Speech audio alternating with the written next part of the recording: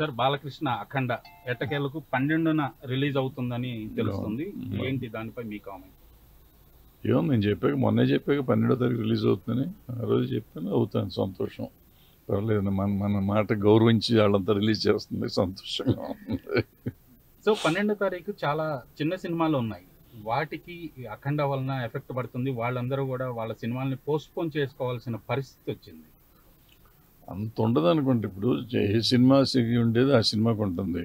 పెద్ద సినిమా వస్తే చిన్న సినిమా ఆడదు అనేది. ఆడే సినిమా ఎప్పుడైనా ఆడుతుంది, ఆడని సినిమా ఎప్పుడూ ఆడదు.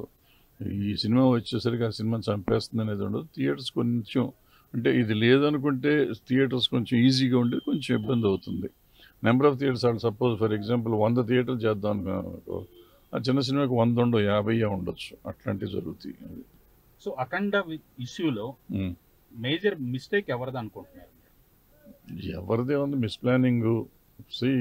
ఈ మధ్యకాలంలో సినిమాలు మెజారిటీగా మనకి నష్టపోతుంది ఓవర్ బడ్జెట్. అంటే మనం కెపాసిటీ ఎంత ఉంటుందో అంతగా సినిమా తీయాలి, కానీ అంతకు మించి ఊహించేసి, ఇప్పుడు మనం పులిని చూసి నక్కవాత పెట్టుకున్నట్టు RRR వచ్చింది, కల్కి వచ్చింది, బాహుబలి వచ్చింది, నాకెందుకు రాదు అని అనుకోవటం కంటే మనం తీసామనుకోండి 100 కోట్లుగా తీసి 1000 కోట్లు వస్తే సంతోషించాలి, కానీ 1000 కోట్లు వచ్చేస్తుందని 1000 కోట్లు ఖర్చు పెట్టి నష్టపోయి ఇట్లా సినిమాలు ఆపుకోవటం కరెక్ట్ కాదు కదా. ఇప్పుడు బాహుబలి కూడా ముందు ఫస్ట్ పోర్షన్ 100కే తీశారు, రెండో పోర్షన్ వచ్చేటప్పుడు 300 తీశారు, తర్వాత సినిమా 400 కోట్లు, RRR 400, 500 చేశారు. అట్లా ఒకదాని తర్వాత ఒకటి పెంచుకుంటూ పోవాలి తప్ప ఈ ఊరికే వచ్చేస్తుంది అనుకుంటే ఎక్కడి నుంచి వస్తాయి డబ్బులు? ఆయన బాలకృష్ణ గారి సినిమా 100-150 దాకా చేస్తుంది. సో ఆ బడ్జెట్ లోపల ఉండాలి. మనం ఆల్రెడీ 200 కోట్లకి తీసుకెళ్ళి ఓవర్ ప్రొజెక్ట్ చేసుకుంటే సో మనం మోసం చేసుకోవటం అవన్నీ. సో ప్రొడ్యూసర్లు జాగ్రత్తగా ఉండాలి, డైరెక్టర్లు జాగ్రత్తగా ఉండాలి. బాలయ్య లాంటి హీరో దొరికినప్పుడు ఎమికబుల్గా ఉండే, ఇప్పుడు ఉన్న హీరోల్లో మోస్ట్ ఎమికబుల్ హీరో అంటే బాలయ్య గారు. ఆయన సినిమాని కూడా వాళ్ళు ఆగే పరిస్థితికి వచ్చిందంటే డెఫినెట్గా something wrong with the production అంతే. రైట్. ఇప్పుడు బడ్జెట్లో దాదాపుగా సింహభాగం 75% రెమ్యూనరేషన్సే అంటున్నారు. అది తగ్గించుకునే మార్గం ఏంటి? ఏముండదు, అది ఎవరు తగ్గిస్తారు, ఏం తగ్గిస్తారు. తగ్గించాలని మనం చెప్తాం. ఈ 75% ఉంటుంది, 80% ఉంటుంది కనిపెట్టి చెప్పింది నేనే కదా అట్లా అనుకుంటే. బట్ అవ్వట్లేదు, తప్పదు.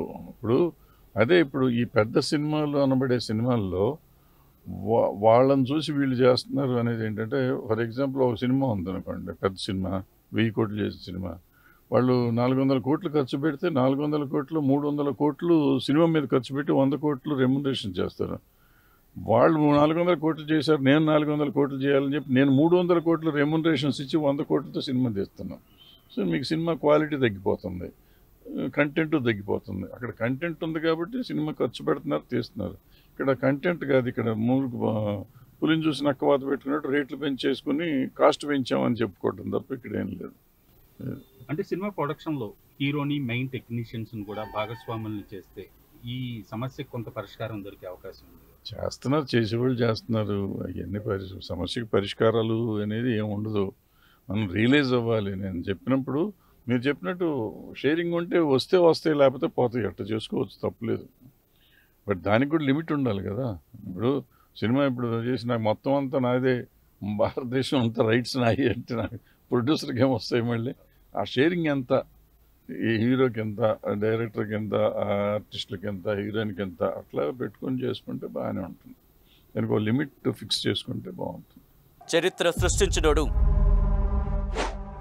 ఇప్పుడు ఆ చరిత్రని తిరగరాయబోతున్నాడు. అబద్ధాల గోడల్ని బద్దలు కొట్టి నిజాలను రాగా మీ ముందుంచబోతున్నాడు. నిజమైన వార్తల కోసం వెంటనే డౌన్లోడ్ చేసుకోండి రా యాప్ని.